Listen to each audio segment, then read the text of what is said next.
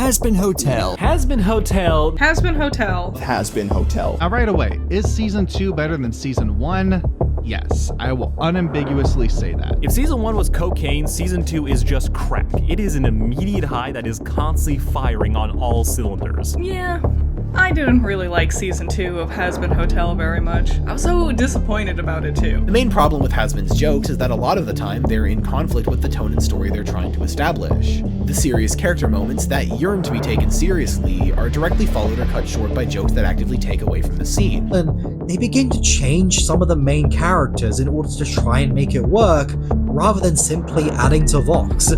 Especially with Charlie, who, despite Erica's best attempts, just comes across as pretty boring at best or unlikable at worst, with Charlie being needlessly dumber than she was in Season 1, as well as her constantly falling for Vox's tricks and never learning her lesson. I've covered about 75% of the season so far, and the conclusion I've come to is that the show is in a really shitty spot at the moment. A lot of the tension and drama feel insanely artificial due to how lazily the show executes the events leading up to them. The characters feel as though they've remained completely stagnant or outright regressed, and there's so many mistangled plot threads that I'm surprised the show hasn't completely lost blood circulation yet.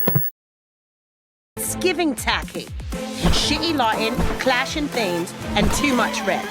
I've been in the dumps lately. Life has been draining me of my joy, my ambitions, and will to live. So to cope, I walked by the bridge, taking in the view, and then I proceeded to climb over the railing, as I wanted to throw myself into the cold, empty depths of the blue sea. But then I froze and chickened out. Embarrassed, I went to my friend for counseling, telling her about my issues, and then she gives me this brilliant suggestion. I know what can help you out. Just watch Hazbin Hotel Season 2. That'll give you the motivation you need. So, without question, I sat down, watched the new season of Hazbin Hotel, hoping it would give me some sort of comfort. One eternity later.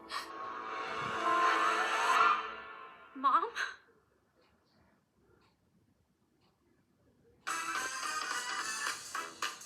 And that's how I felt about Season 2 of Hazbin Hotel. Sorry for being dramatic, but honestly, this season was a bit of a letdown. But then again, what did I expect from a show written by a woman whose maturity levels are on par with an actual mentally ill teenager? I hate to say this, but this season was definitely a disappointment. While yes, this season does fix some issues that was made in Season 1, it still has a lot of issues that holds it back, making it unbearable to watch. So get comfortable, my fellow viewers, as I go on to explain why Hazbin Hotel Season 2 was a massive disappointment. But before I proceed, I think it's only fair that I praise some of the good stuff of the season to make it fair. As well, this season does have its problems, it also did have plenty of pros that made it watchable and entertaining. So let's begin with the good.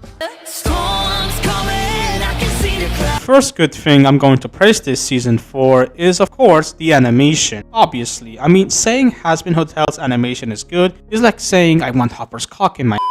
The animation has gotten more fluid and expressive, especially during the song sequences or certain scenes that are just, my goodness, way too expressive. I think my favorite shots from this season was the one with Alastor's deal in episode 4, and of course the one with Fox in Fox DEI. I mean, look at this shot, it's just spectacular. Like, as much as you want to shit on this show, you have to give credit where credit is due. Hazbin's animation just keeps getting more and more impressive by the minute. Another thing I want to praise this show for is the humor. Yeah, that's right, Hazbin was actually funny this season around, which is saying a lot. There were scenes where I couldn't help but to chuckle. Scenes like this one. So sorry, sir. You can punish me if you want to. Ew. No. Or this one. Oh yeah! Sure thing! Except you tied me to the fucking trucks! Keith David will always be the MVP of this show. Every line he delivers is pure gold that should be guarded by a bunch of leprechauns. And of course, you got the top tier shit. Anyone else got shit to say? I'm from fucking Florida! Ow! I can't believe Valentino of all characters actually made me laugh. Another thing I want to praise this show for is Sarah. She actually surprised me a lot this season, and I'm glad she did, because I found her more interesting and a compelling character compared to the rest of the cast. Her arc of accepting accountability of what she did, feeling guilty and shame for the lives that were lost to the exterminations, lives that could have been redeemed if she wasn't driven by fear. Her scenes of feeling guilt and finally accepting not only is redemption possible, but that she doesn't have to live in fear anymore was so good. I'm actually surprised that Sarah is the only good character this season. Like, it actually shocked me. I don't know who wrote Sarah this season, but god damn, you deserve a raise. She was hands down one of the best characters in this season. Speaking of the best characters this season, What? Oh yeah, I noticed your little train didn't actually pose any risk, so I took the brakes off. You're welcome. my lord, Fox carried the hell out of this season. Not only was he funny, but he was also somehow an impactful villain this season compared to Adam. Every scene he was in was pure gold, especially his songs. Christian Borle Did a phenomenal job voicing him this season. He was entertaining to watch, his songs were so good, he was just an overall a really fun character, and I do hope we see more of him in the next season. Speaking of songs, they were definitely the highlights of this season, as not only do they sound good, but they also do a good job at developing characters or just progressing the plot. Further, like Don't You Forget Reprise with Fox and Alastor, Love in a Bottle with Husker, and Gravity. I'm gonna point out an issue with this song in the later section, so put a pin in that. Overall, this season was okay, definitely an overall improvement over season 1. However though, this season still suffers from several issues that's holding it back and just made it frustrating to sit through. So get comfortable, viewers, as we're about to start talking about the bad. Right, so while season 2 was an entertaining watch, it still has a few problems that's negatively affecting it, such as rushed plot lines, poor world building or lore explanations. First thing to address is this show's need to rush out interesting plot lines or twists, or just poorly reveal a twist that was barely built up in the show. An example of this problem is with the twist of Rosie owning Alastor's soul. Don't get me wrong, this twist is interesting. The idea of Alastor, the most sinister and cryptic overlord, being owned by someone like Rosie, a friendly and sweet kind lady, is a good twist, but the way it's done is half-baked and poorly executed. Problem with this twist is the fact that Rosie barely had any screen time this season or last season. A lack of screen time can make the twist lose its impact because we don't know the character that well, or that they didn't leave enough of an impression on us to make us care when it is revealed that Rosie is Alastor's soul owner. Rosie has approximately 10 minutes and 58 seconds in the first season of screen time. That is less time for a character like Rosie to have, especially if you're going to reveal this kind of twist about her. Feels lackluster and poorly thought out. There's also the fact that this twist barely had any hints to begin with, and I'm already sensing the comments from smug Hazbin fans that are going to say the typical, "Oh, well, you didn't pay attention to the show." I'm sorry, but if the hints weren't good enough for me to notice in the first time, then the hints weren't either that good or just maybe I'm an idiot. Another example of a poorly rushed plotline is Cherry's and Pench's sudden love song. The song is okay, but this sudden development in their relationship was just out of nowhere and rushed into oblivion. The only time these characters ever interacted was in season 1 episode 6, where Pence's was being a simp towards Cherry, and Cherry barely acknowledging him or doesn't even show any interest in him until episode 8, where the only scene where Cherry seems somewhat interested in him was when Angel mentioned that he has 3 dicks. You could totally tap that. Don't be gross. Guys, you know, I hear he's got 2 dicks. Huh. Lucky bastard. And of course, there's the kiss. Of course. What? I'm trying to fight here. You out of your fucking mind? Yes.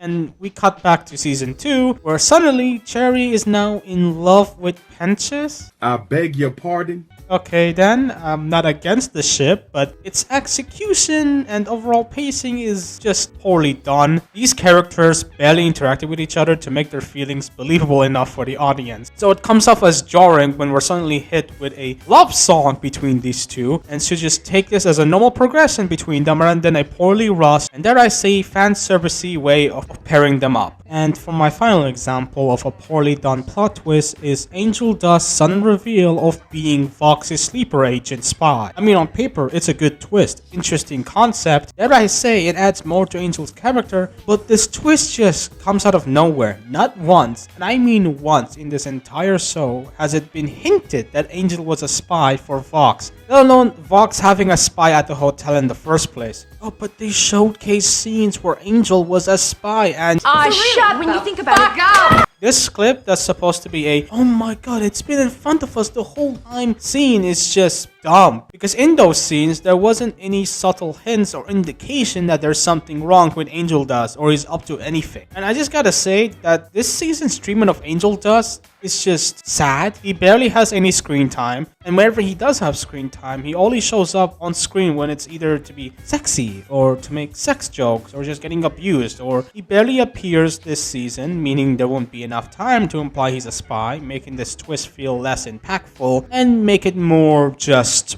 out of nowhere. Another example of a very rushed plotline is the scene between Angel and Husk at episode 6, where Angel just out of nowhere decides that redemption isn't for people like him. I've accepted that redemption's not really for people like me. I beg your pardon? It's just, what are you doing, Fipsy Pop? This is interesting if it was once, at least once, we saw a scene where Angel considers that idea. But here's the thing, we don't get that scene of him coming to that conclusion because he barely appears at all. He just says redemption ain't for people like me and we're supposed to accept that? I call BS on that. If you wanna have a scene where Angel decides redemption isn't for him, then show like at least one scene of him trying to be a good person, but it fails and he realizes that, hey, I'm not cut out for this, and just gives up like that. And then we get this scene with him and Husk. Boom, problem solved. Another thing I would like to bring up that was a total waste of potential is Lute's character. Yeah, Gravity was an intriguing scene and a very catchy song, but it overhyped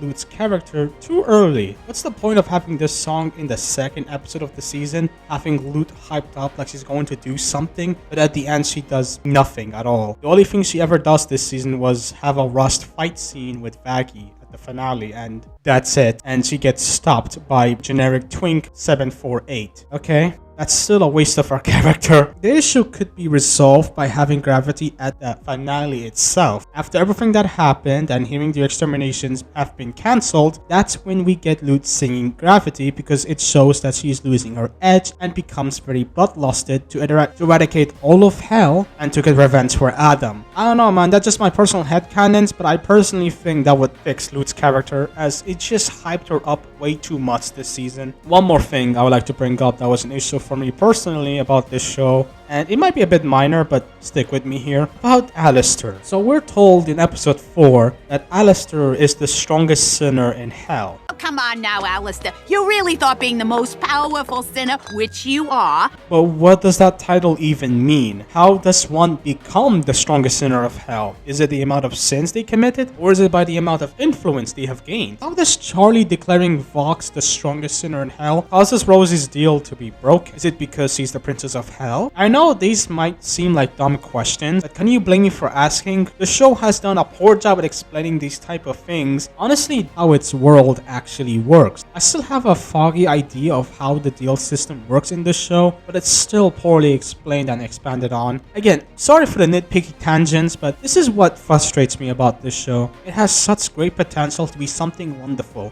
something that makes you question the idea of redemption, how one can be redeemed and repent their sins. But this show keeps ruining its own potential by constantly overstuffing itself, having improper tones during serious scenes, and overall just having mediocre writing.